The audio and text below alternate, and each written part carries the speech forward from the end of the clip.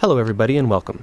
My name is Derek Neal. I'm the executive producer here at Maximum Games, and I'm excited today to be able to bring you this sneak peek into our upcoming action-adventure title, Extinction.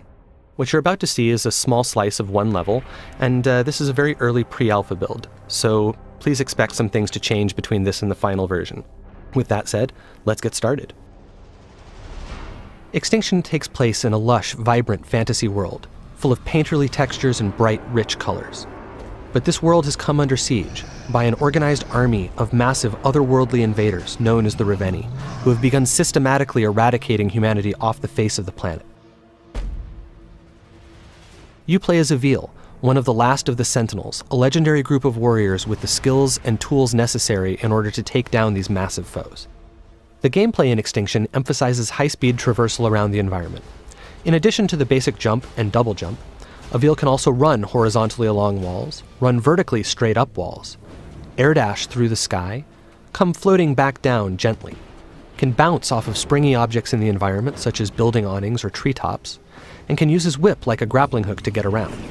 When he does this, time slows down, giving him time to plan his next move and make split-second decisions. Of course, Avil's ultimate goal is to save as much of humanity as possible.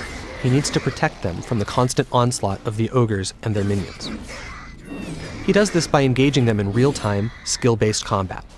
In addition to his series of regular strikes, he can also execute powerful AoEs, launch enemies into the sky, slam them back down to the ground, cancel his attacks into rune strikes for massive damage, and cancel his attacks into dodges in order to evade his opponent's strikes. Of course, the star of the show is Avil's combat with the ogres. Now, with their minions defeated, it's time for Avil to take on their master, one of the enormous Revenni who has been rampaging through the countryside, obliterating everything in our fully destructible environments. The ogres themselves are fully dismemberable, but they wear armor in order to protect themselves.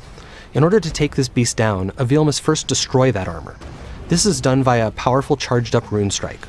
Once the armor is destroyed, Avil can then dismember the limb underneath.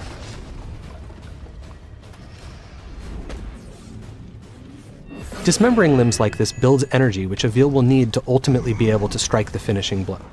And as you can see, this ogre is none too happy about the loss of its leg, and Avil has to dodge its attacks while also trying to remove the remaining armor in order to get to the limbs beneath them.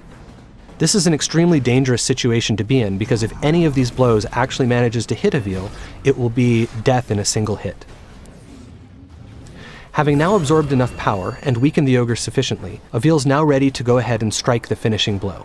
Using the traversal options we showed off earlier, Avil is able to climb up the ogre's back, take out its helmet, and deliver the coup de grace.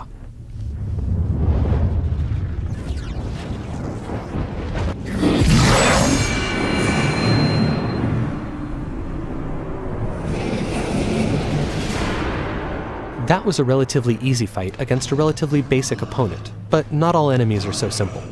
Depending on what armor, weapons, and abilities they have, each ogre presents its own unique challenges, and requires different strategies and tactics to take down. Here, we have an example of an ogre decked out in gold armor. This armor does open up some new traversal options for Avil, but as you can see, it's also much harder to remove. Each piece is protected by multiple latches that must be destroyed in order to remove it. 4 of them on each leg piece, and 2 on each arm piece.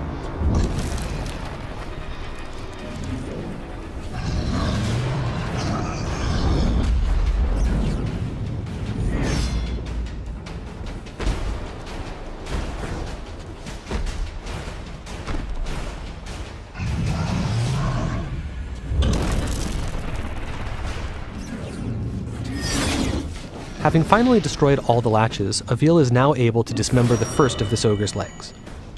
Moving on to the arms, however, is now much more difficult, as they are constantly moving, making it hard to target those tiny latches.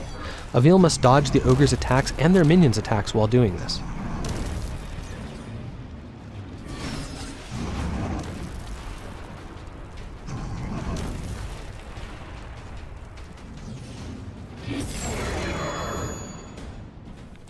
It has now taken sufficiently long to take down this ogre that its leg has regenerated, and it stood back up, but it no longer matters. Flush with energy from his last kill, Avil is ready. He climbs up the back of the ogre and is presented with one final challenge, staying up there long enough to take out its remaining armor. First, he removes the helmet, and then the collar. With these two obstacles out of the way and its neck exposed, Avil can finally go in for the kill. And so, the second ogre falls.